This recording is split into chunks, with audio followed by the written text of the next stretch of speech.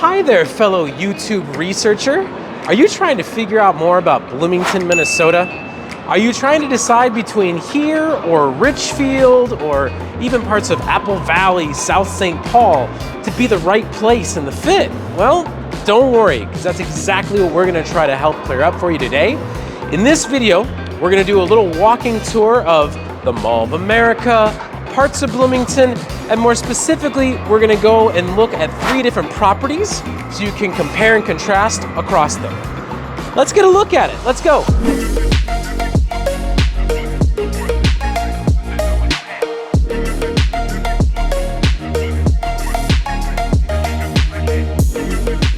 So if this is your first time to the channel and you want to know everything there is to know about Twin Cities, Minnesota living, well, don't worry, as the name implies, that's exactly what we're going to teach you here.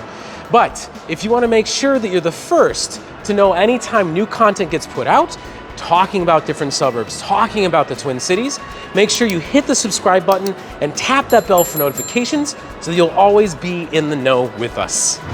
My name's Chris Mosier, and me and the team have been faithfully serving the Twin Cities Metro for the last 15 years. We get calls, texts, emails all the time from people just like these that we've helped.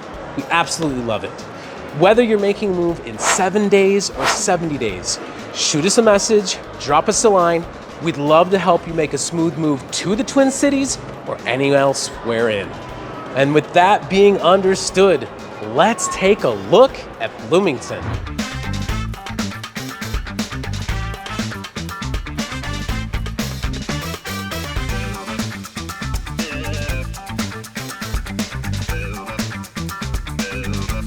So obviously I chose the Mall of America for very simplistic reasons, right? Like, it's a very central landmark that people well outside of Minnesota are aware of. It has a ton of things to offer as far as like shops and commerce and places to eat. And you know, in general, I think it's just a great starting point to have a bit of an understanding of what this suburb is like. Now, to get into some of the numbers. So Bloomington is actually the 4th largest city in the entire state. We're looking at just over 92,000 people for a population with a median home price of just over $322,000. Now, why I chose here, like I said before, is because it's an amazing landmark. You know, this mall is home to so much things to do. It's a wonderful spot to pass the weekend, get your steps in, go catch a movie, maybe a comedy show. So there's just a little bit of everything for people here. And it's just a fun way to kind of start this whole video off. Now, to give you guys good comparison and contrast, we're gonna pick 3 homes that are all kind of across the east and west sides of Bloomington. The mall itself, for those of you that maybe aren't in the know, is on the east side of the city. But that by its own right gives it really good proximity location because it's no more than like 6 minutes from MSP Airport. You're really close to the light rails to take people to and from downtown to catch a game or do something else. So there's a lot of good reasons why Bloomington is on a lot of those lists. So let's take a look around, get ready. We're gonna dive deep by going into some of these other houses, and let's get a look to see what they have to offer and what Bloomington's all about.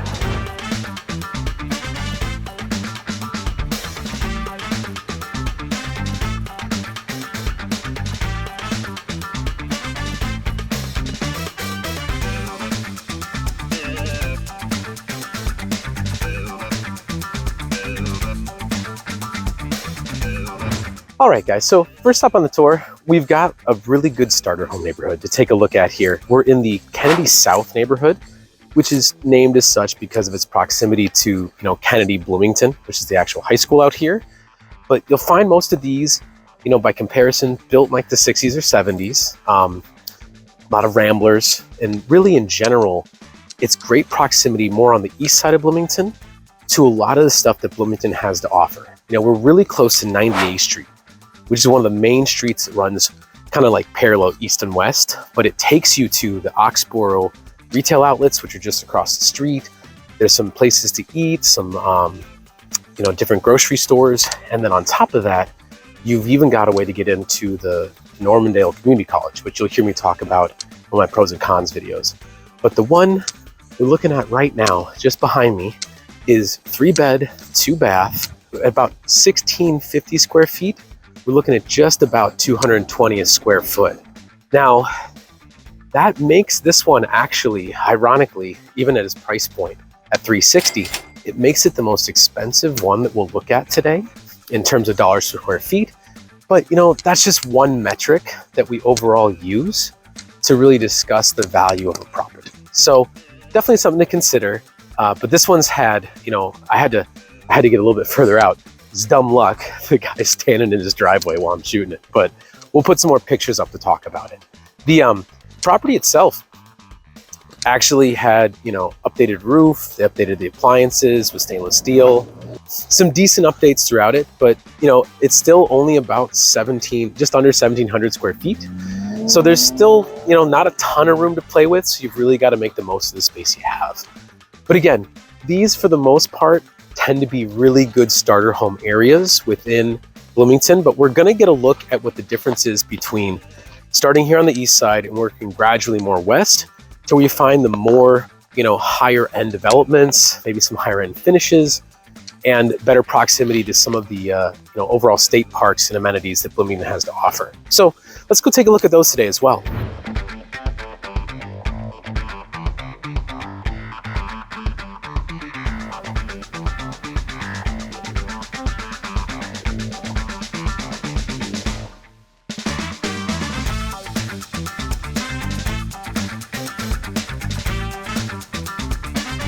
So stop number 2 today, we're actually going to take a nice leisurely stroll through what's the West Bush Lake Road neighborhood. Now, when we get to the third one, it's also really close to this Bush Lake that you're going to hear me talk about. But again, that's kind of just the way they decided to name things out here in Bloomington. And as I've talked before, a lot of what you'll see in these neighborhoods are the parks. Oof, that ice almost got me. That's a real thing this time of year, but you'll see again that a lot of the lakes and the parks are kind of interwoven with it. But the one we're looking at here, it's a 5-bedroom, 3-bath, and a 3-car garage, but it's in a nice private cul-de-sac you'll see behind me here.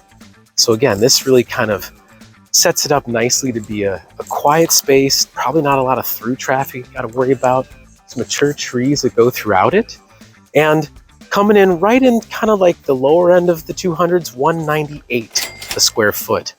Now it's interesting that, you know, the first one we looked at today was built in the 70s. This one's built in 81. And the last one we look at is built in 90. So it's kind of funny that like every couple price points we go up, they get just like almost approximately 10 years younger. But that's pretty much the neighborhood out here. Everything probably built in like the early 80s to late 70s at the oldest. And you'll kind of see as we walk throughout, more of the trees that line the streets. You know, I'm here on a Sunday morning before church, and it's pretty quiet. Not a lot of through traffic.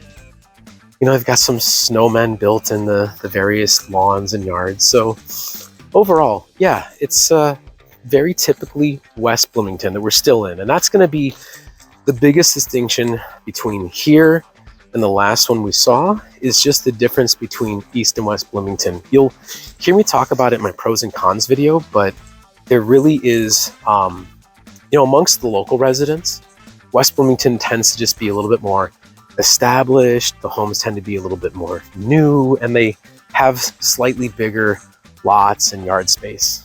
So that's just kind of the way to look at them if you're really trying to figure out which part of town is the right one to be in. But yeah, I'm excited. I'm just excited I can be out here and not have to have on a huge winter coat. But let's go look at the third one and wrap this up for you, okay?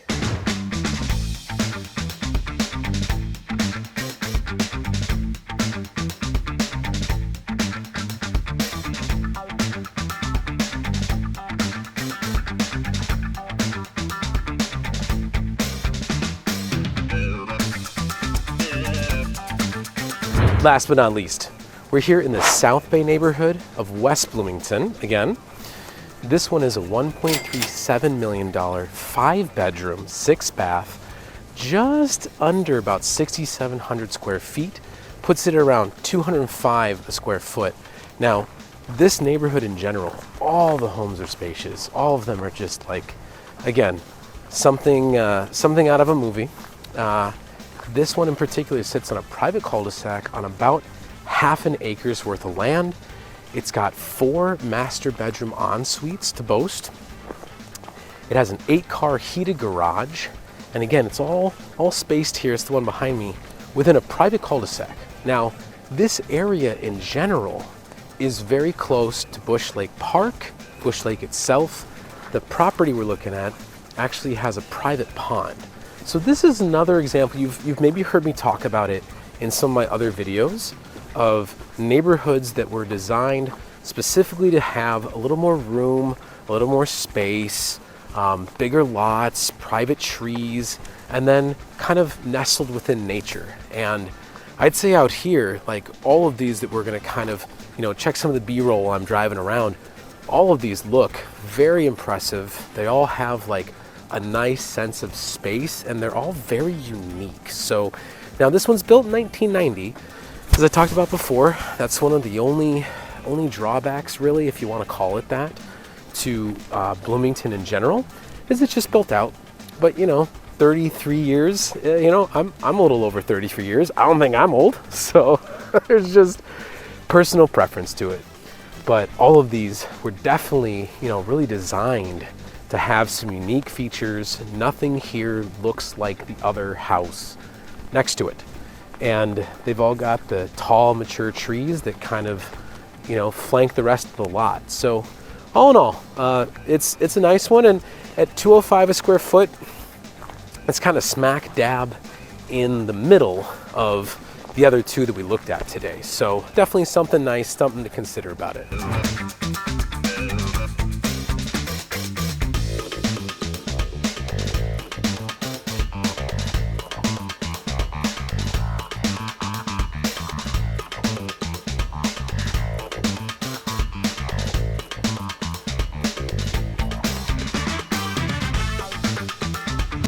Well, hey guys, thanks for sticking around. Thanks for watching this video and getting into a bit more about Bloomington. With the vlogs, I kind of just like to give you guys a better walking tour of things, but I am gonna also be releasing a pros and cons list where we dive a little bit deeper into some of the statistics, some of the history, and including this mall.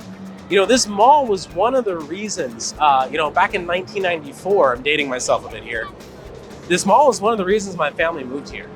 We used to always come and stop here and specifically spend an entire day hanging out at the mall and the Marriott Courtyard Hotel on our way to get up to Cragun's and Nisswa up in Brainerd, Minnesota. So when we finally were like, all right, it's time to move, do we pick New Jersey? Do we pick Minnesota? This one was easily the top of the list, and for good reason. We're actually taking a quick stroll as I'm walking out here with you through what is Nickelodeon Universe. It used to be known as Camp Snoopy, but I mean, honestly, there's stuff always going on here for all ages, but definitely the kiddos absolutely adore this place. So again, thank you guys for watching. Thank you for supporting the channel. If you want to know more about anything you saw today, drop us a comment and ask us some questions about what you want to see. I really do appreciate user feedback on what other things should we cover to help you guys just have a clear understanding of everything that's going on. But no, I love Bloomington. I'm actually purchasing my next home in West Bloomington, near some trees in Normandale Lake. So this one has a special affinity for me. But again, when the time is right for you or your family to understand better about the compare and contrast, we're always happy to hop on a Zoom and have a clarified conversation about the differences and what's going on. So don't hesitate when you need us next, and I will catch you at the next one. See you guys.